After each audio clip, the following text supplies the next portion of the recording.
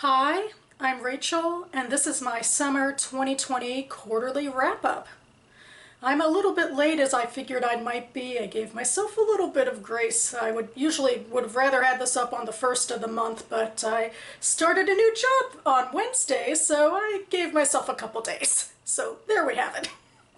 Anywho, I make these videos about every 3 months in order to track my writing goals and make new ones and see if Septa Unella of Game of Thrones fame has to come in and shame me. I organize these videos into sections, which you should see scrolling down my face in a moment. So without further ado, it's been a weird quarter, and I'll be the first to admit that I haven't really been keeping up as I should with most of the writing community. I have had a couple of emails with my writing group. Alas, we have not been meeting remotely during this quarantine time. But I do realize that in spite of, or perhaps because of the pandemic, several writers and writing organizations are very virtual right now. But I don't think I can point to a specific workshop or discussion that I can highlight this quarter as having participated in. I miss the days of monthly in-person Montgomery County Chapter MWA meetings. That being said, I do have some exciting news to share. My flash fiction story, Intersection, has been accepted for publication. I've been a little wary to go into details because this has been a bit of a different experience for me. With the last 2 short stories I published, they were in print magazines. For this one, it's an online publication, and I don't have the sort of contract I had for the last 2, but I do have email exchanges that assert that I should be getting a publication date within the next couple of months. But I figured I would like to share that Intersection has been accepted by the magazine Flash Fiction Magazine. They publish 1 flash fiction story a day, but they're a lot larger than that, and my story as well. First of all, they have a really robust commenting section, and also just community of workshops and that sort of thing. Specifically, one of the things I was able to get in on was that I hitched up to one of the editors, and we worked on my story for a bit before it was officially accepted. I hope those of you who are writers know the privilege that it is to work with a good editor. Someone who sees the promise in your work and steers it on a path to become better. It was an especially invigorating experience after the rest of my quarter, which was receiving a slew of format rejection letters for everything else I have out on submission. So there you go. So most of what I plan to accomplish in this video is to hold myself accountable for my fiction writing goals. But a lot of the writing I do overall is nonfiction. So I have this little section to highlight some of my blog posts. I maintain 3 blogs and write about 1 post a month for each of them, so I every quarter pick a favorite from each of the 3 to highlight here. I should also say the links to all of those blog posts and also Flash Fiction Magazine will be down below. Anyway, first I'll start with Jewish DC, which is the blog I run about Jewish events happening in the DC area. And man, talk about something that's taken a tumble since coronavirus.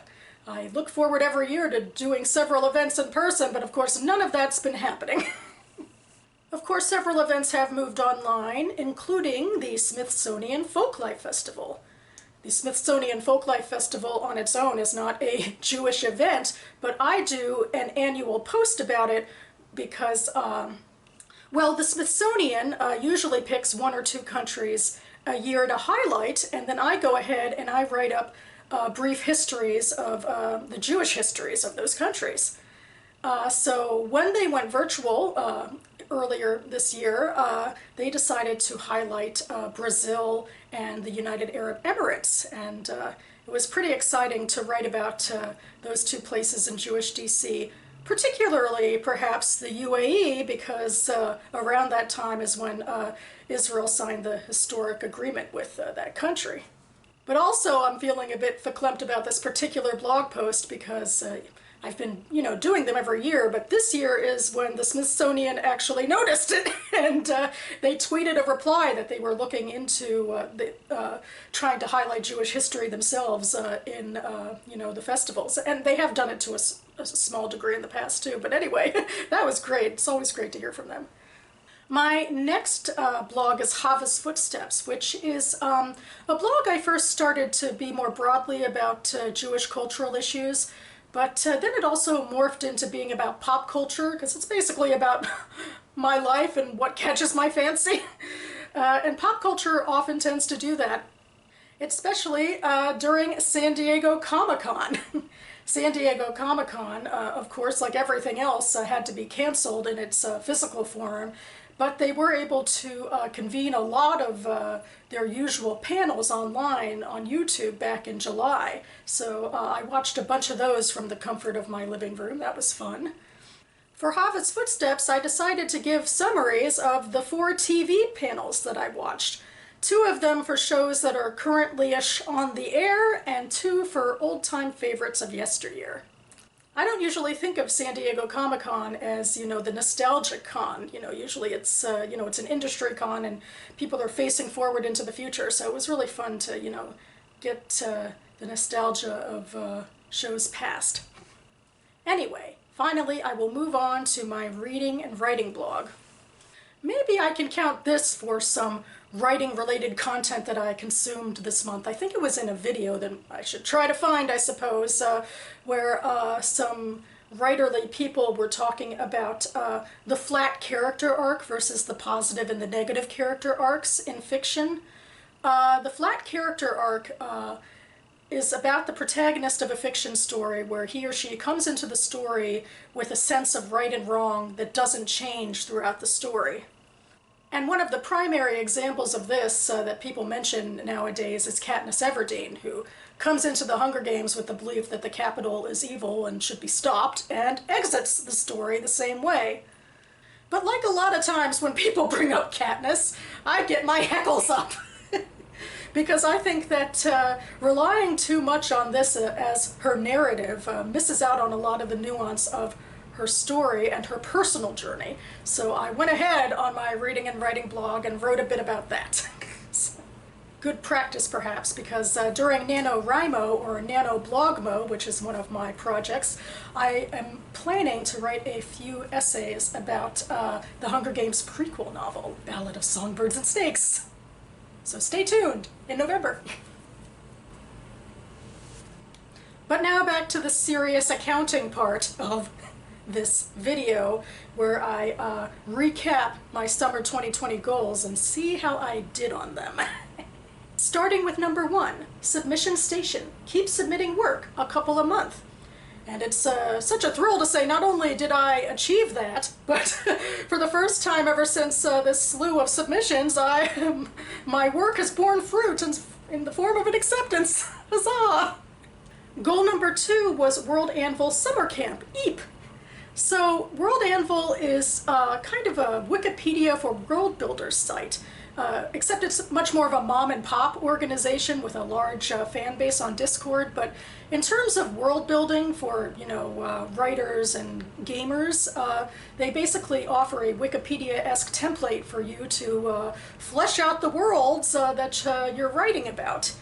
And in July, they have this huge extravaganza contest where they provide you with prompts that you can, answer for whatever world you want to do, and then you can enter a contest, and there's winners, I think. But I decided just to do it for myself. It is a way to flesh out my fantasy project in that world. And I ended up doing, 18 prompts out of the 33. I'm kind of okay with that. In fact, I guess if anything, more dicey on the time I spent on that project rather than writing, the narrative, writing the story. I'm sure that some of these questions actually did help me a lot in the writing process down the line, but some of them felt superfluous as well. And by the end of the day, it almost felt more like a distraction overall. I guess I have mixed feelings about it because I feel like world building is important, but you have to find that balance. I think I talked about that and angsted about it in my last quarterly wrap-up too, so there's where I stand with that. And although I think I contributed a lot to the idea of the world building of my project, which I'm happy about, and really what I'm more disappointed in is the time that it took away from the story writing. And with that in mind, goal number 3 was draft Fantasy Project Act 2A for July Camp Nano. Shame. Shame. Shame. Man, speaking of shame, shouldn't she be ashamed to be walking around in these times without a mask? Just saying. But I always try to end these videos by moving forward because the show must go on, and especially for this, the autumn 2020 quarterly goals announcement, because, you know, the autumn quarter is the big quarter, as many of us know, because NaNoWriMo falls in this quarter.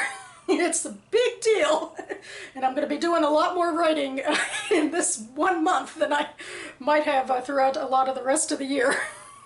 But I've specifically whittled things down to 3 goals, hopefully encompassing more than just November, starting with goal number 1.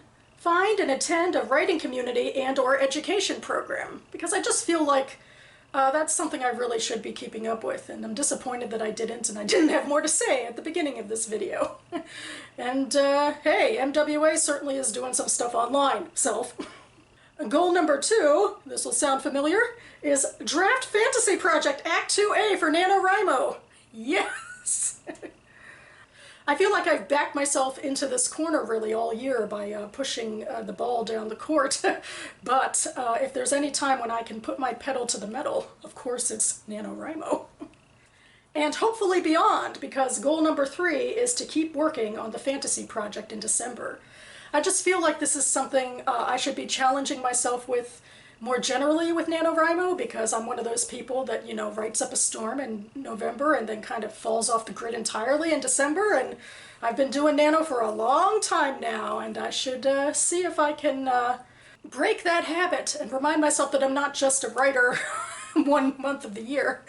In fact, one thing I've done for most of this year, which I'm really proud of, is I've created documents where I've been tracking my word counts month by month on a much reduced scale from NaNoWriMo, but it's similar to the document I used during Nano, so hopefully that'll keep me in the groove.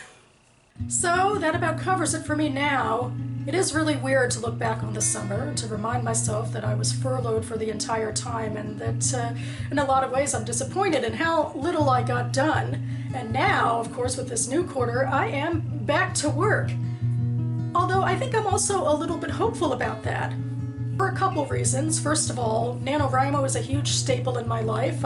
It is going to be somewhat different because there's going to be no in-person events this year, I assume, but I've done the virtual sit at the computer and write stuff for several years now, so I really hope that'll be a focal point to sort of bring me back into some productivity. I also think working will do that too, because, you know, it does something to the mind to realize that your free time is finite. And I've looked back on a lot of my quarters where I've, you know, been busy with work and stuff, and have been more contented with what else I've gotten done in my personal life as well. So there's that.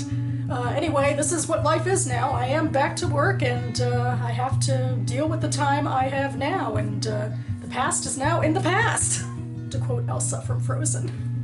Anyway, this is actually the day that the BookTube Prize winners were announced. I gushed about it so much on my last video, and I was thinking that I'd do a reaction video, but I ultimately decided against it because, you know, there was no in-person meeting with the judges because of coronavirus, so Robert and Barter Horch just, you know, put up a pre-recorded video, so I thought I didn't know if that would be as fun to do a, you know, live reaction video too. But I do want to make a video soon of my own reviews of the books I read for the BookTube Prize finals. Finally, after 2 months of having to keep quiet, I can let my opinions be known. I'm not sure if I'm going to get to that before Friday reads or not. But we'll see, and of course I hope to be back on this channel again in a few days for my Friday Reads video, the 1st of October. In the meantime, I hope you are all doing well. Keep writing, everyone, and I'll see you next time.